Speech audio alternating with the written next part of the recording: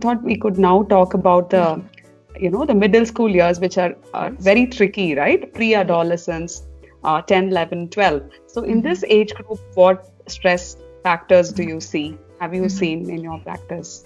Yeah. Definitely academics comes into the picture now.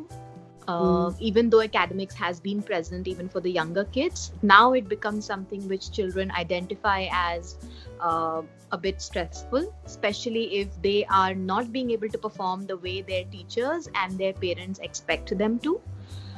This is still the time when children don't really understand the seriousness behind studying in a particular manner, or behind getting a particular set of marks, or why are the adults around them reacting so seriously to the studies.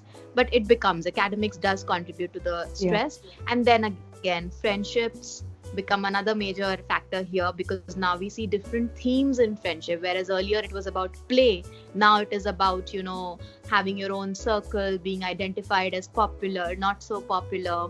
Bullying starts around this age in the middle school. So definitely the peer circle is another source of stress.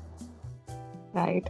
And what can parents do with this age group? Because they no longer want to spend that much time with you as a parent, you know? Yes. Yeah. So, what else can parents do? So apart from what I've already mentioned, for the younger kids, I feel that communication is very important in this age. So you may not be able to engage in, small day-to-day play with the children anymore, because maybe the children don't want to be seen with the parents also. That's another issue that comes up, they want to be seen as adults already. So still taking out time on a weekly basis where you can just sit with the child, talk to the child about how the week was, if they are facing any issues in their academics, with their friends at the school, even having, these weekly or monthly outings to, let's say, a library, reading together. At the end of the day, when it comes to parents and child's relationship, it's all about the quality time that you spend together. So communicating to the child in a more age appropriate manner becomes the crux of how well will parents be able to deal with the feelings that the child has. But if you don't communicate to the child, you'll not be able to deal with those issues. Right. Also, what about technology? Because I guess these children are far more vociferous, right, in their demand for gadgets and right. So, how do parents make sure that there is no negative impact of technology um, on their emotional and psychological well-being?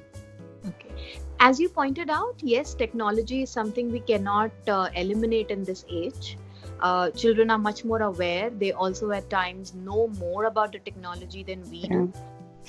But it would help if the parents set a particular time limit, that okay, on a daily basis you get half an hour of screen time. So in this age, half an hour of screen time on a daily basis is seen to be good enough. Of course, a lot of negotiation and all will have to come into Yeah. the picture, especially if the child is habituated to a screen time. And in order to avoid the ill effects of the technology at this age, particularly when children as young as 10, 11 or 12 are using are on apps like Snapchat and PUBG or TikTok, parents have to be constantly aware of what apps the children are using, talk to them about those apps, educate the children also about those apps, that Yeah. you're giving over your rights to privacy when you do such things, and constantly monitor. So constant monitoring is very important. And as we train parents in the clinic also, that right from the beginning, when you expose your child to technology for the first time, you expose it in a systematic manner, keep telling them the pros and cons of everything. They will get habituated to using the technology in a particular manner, and there will be lack of over dependence. Great. Yeah. Another thing I just wanted to check in the pre-adolescence, 10 to 12 years, the hormonal changes that happen, do they have an impact on psychological well-being? Indeed, they do. The Right. ages 10 to 12, this is the pre-pubertal phase. Puberty Right. starts kicking in now, and it's only adolescence is the beginning where you actually start showing the physical aspects of puberty. but Right. puberty begins 2 years before you see the physical signs of it. So this is definitely a time when you see a lot of hormonal changes, and hormones impact our emotions, obviously. Mm-hmm. uh, Both in terms of girls and boys, there are going to be different ways, especially in the way they connect with their friends and their family members. We see more negative interaction with the family at this time, particularly why? Because the friends, the peers of the child in question are also going through the same pubertal changes, Mm-hmm. and the family members, the parents, are not often very willing to accept those changes. They Mm-hmm. feel that they make it more personal.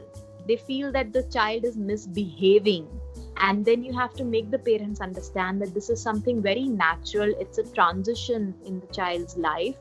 And again, I would go back to communication, communicating with the child, giving them the right information, answering those questions about why am I feeling this way, why is my body looking differently. All of this will just help the Sure. parent and the child build a stronger bond Yeah. amongst the two of them. And then you will not see the negative effects of these transitions, but perhaps a positive effect.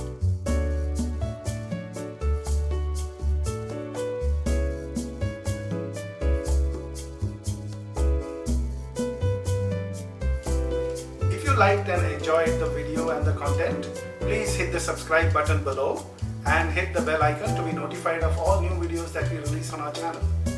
The links to ParentEdge's Facebook page, Twitter handle, and our website are in the description. Join the ParentEdge parenting community now.